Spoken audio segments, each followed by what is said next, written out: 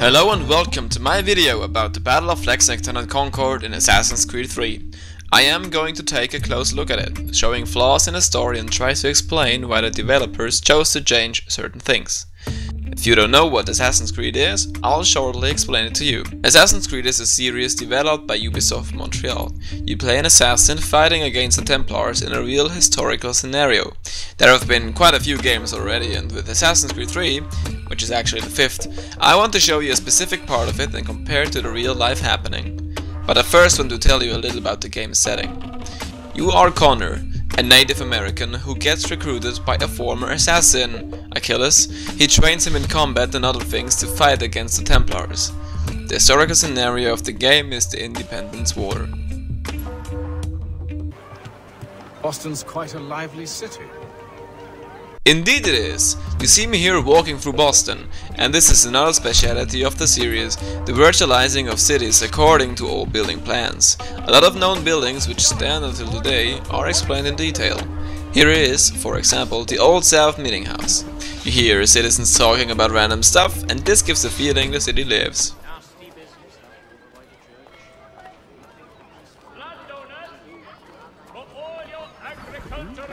The people are angry. The British demand way too high taxes, especially for the tea. The first incident was the Boston Massacre.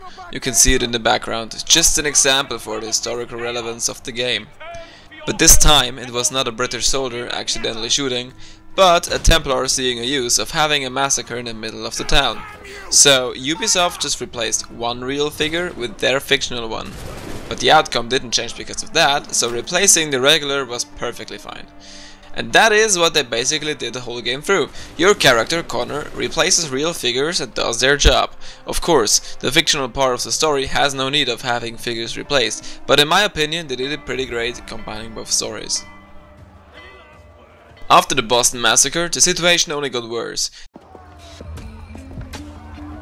The next bigger incident is the famous Boston Tea Party. You can take pride in throwing tea into the water and defend your allies from them. This is the starting point of the Independence War. During the game you meet Paul Revere, who got famous by Henry Wadsworth Longfellow's poem Paul Revere's Ride. And you can probably guess, this is our next mission as well. We guard Revere during his ride to the alleys and alarm them. Let everyone know that the regulars marched for Lexington and Concord. The British are coming! Back in the saddle, my friend. We have more people to warn. Revere rode together with two other men, William Dawes and Samuel Prescott. William Dawes' horse got shot and he had to walk back to Lexington. Revere got captured, and here you see one patriot mentioning it. Where's Revere? Captured? What? Fear not. That man's no stranger to sticky situations. He'll be fine. I'm sure of it. I really like that Ubisoft puts a lot of detail into the game. The protagonist's plan is to kill John Pitcairn, who is the commander of the British troops, but he gets intercepted by the shot heard around the world. Let's have a look at the scene.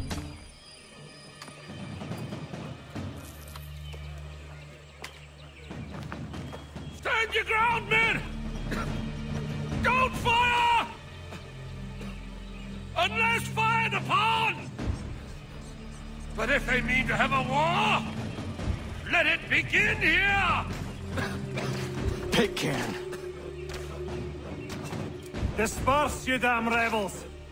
Lay down your arms and disperse! John Parker orders you to lead the troops at Concord, so you flee back to Concord to support the militia at the North Bridge. No.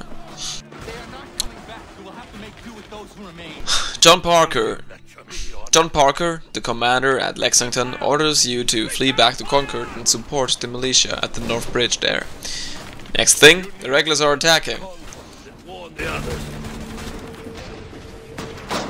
Show this to whoever leads them. Should be a man by the name of James Barrett. Go on now!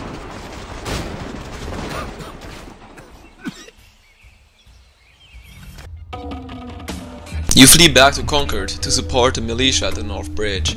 Next thing, the regulars are attacking. Barrett, who owns the farm you are defending, tells you to lead the troops defending Concord at the North Bridge. You ladies finished gossiping? Parker seems to believe you're not completely useless, so I suppose there's a thing or two you might be able to help with. When the fighting starts, we'll need to hold those positions there. They're critical to the defense of Concord. Good boys. Not used to soldiering, they need some with the experience to direct them. That's something you can do? There were 5 companies defending it. You command 3 of them as the British troops attack. Actually, there were only around 100 British men and around 400 Minutemen, even though the information about how many soldiers there actually were are different in each source. The order was to stay passive and not fire, but a loose shot from the British side resulted in a battle again. The British being outnumbered, they had no chance of crossing the river or conquering the bridge. It was a very important win for the colonists. and they didn't expect to have a chance against the regulars. I want to take a closer look at the scene in Lexington. I recently visited Boston, and I stood on the field where the first standoff took place, in front of the church, which you can see here. The proportions of the troops are exact, the militia was outnumbered. After the mysterious first shot and the shootout, the regulars charged them with bayonets and the Minutemen had to retreat. 8 Massachusetts men fell, but only 1 British soldier was slightly wounded.